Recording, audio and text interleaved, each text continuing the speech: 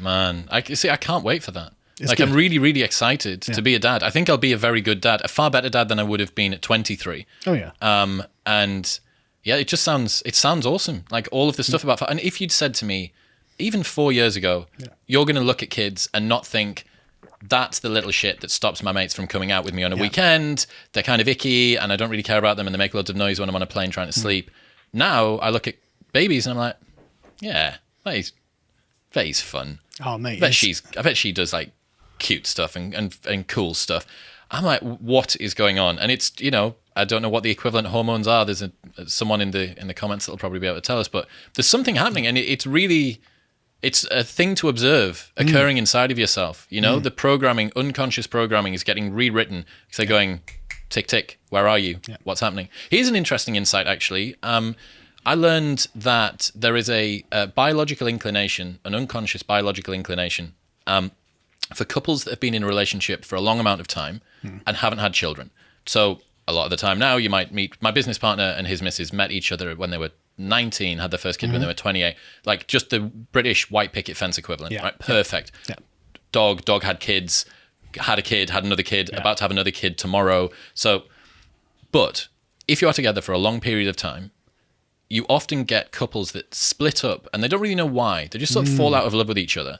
And there's some evolutionary psychology that explains this, which is that if you and a partner are together for a long period of time, you would have never not been trying to make children. Yeah. The fact that you've elected to, because we want to build up assets or spend a bit of time together or get a load of dogs, do whatever. Yeah. Your programming doesn't know that.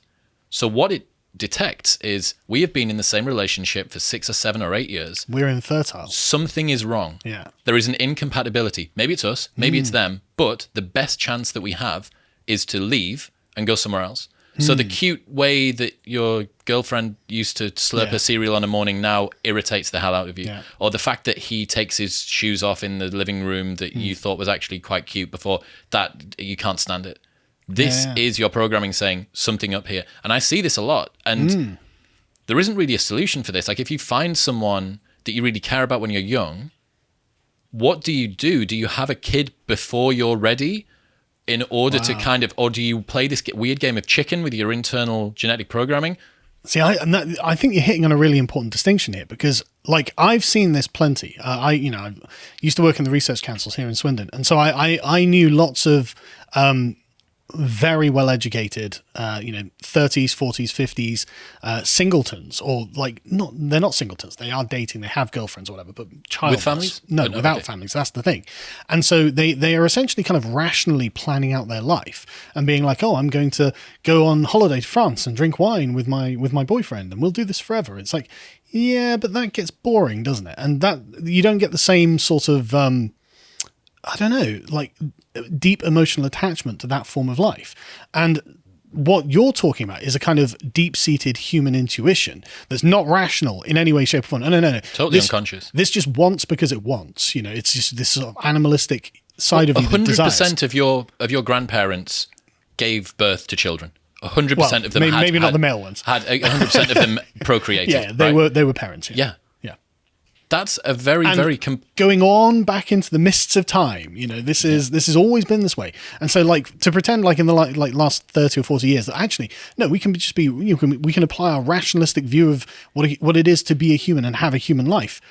You think you know everything? No, there is something within you that's it's the same demanding. Challenge. There's a very interesting challenge happening at the moment as women are becoming better educated and wealthier with more status. So they are essentially shrinking their own dating pool. Yes. And it's really unfortunate because rightly so, women should have access to do whatever it is that they want to do. Sure. However, I have a theory that you need 3 of 4 as in a relationship. A man needs to be either taller, richer, better educated, or more status. And you need to get 3 of those 4 correct. Yeah. You can get away with a smart, rich, high status, short husband. Sure. And the converse works for whatever combination you want. Yeah. And you see this in the fact that almost no girl dates a man that's shorter than her. And the fact that it's the most obvious one to view.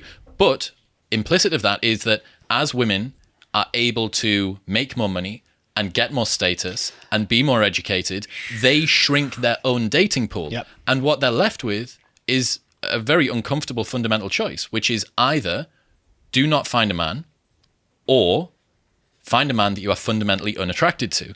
And nobody wants those And options. these stats show out in Tinder. So the bottom 80% of men compete for the bottom 20% of women. God damn. Yeah. And the top 80% of women compete for the top 20% of men. That's not sustainable. But it's the way that hypergamy works. To watch the full video, please become a premium member at lotuseaters.com.